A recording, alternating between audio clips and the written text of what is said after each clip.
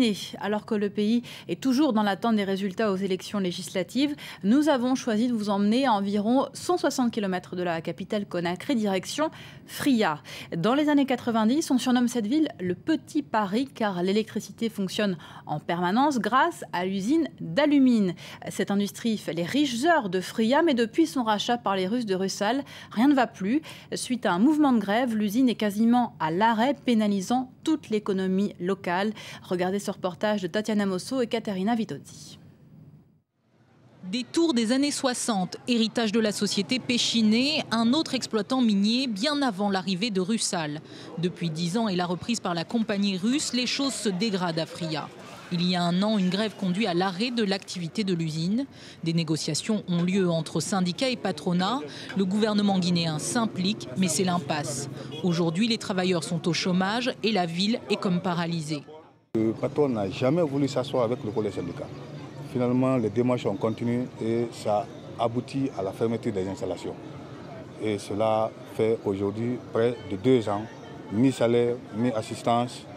Ville minière de 120 000 âmes, Fria est dépendante de l'usine pour l'eau, l'électricité et même les infrastructures médicales et scolaires.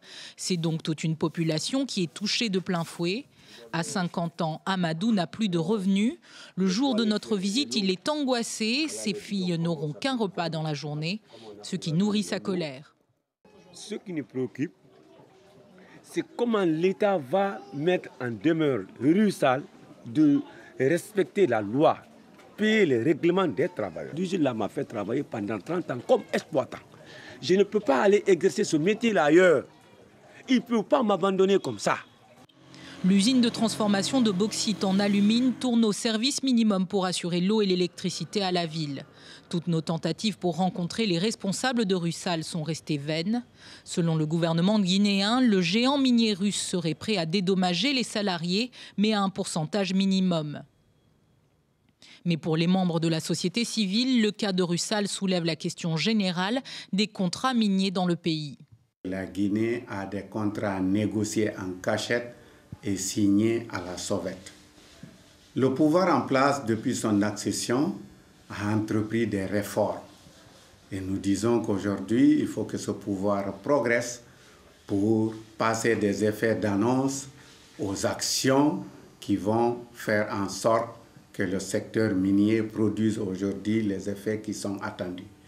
Une lueur d'espoir pour les travailleurs. Selon le ministre des Mines joint par téléphone, un audit a été mené il y a 2 semaines pour évaluer les conditions d'une réouverture ou d'une reconversion de l'usine. Les conclusions de ces discussions devraient être connues à la fin octobre. On passe maintenant à l'actualité sportive. Au menu ce matin, un nouveau record du monde pour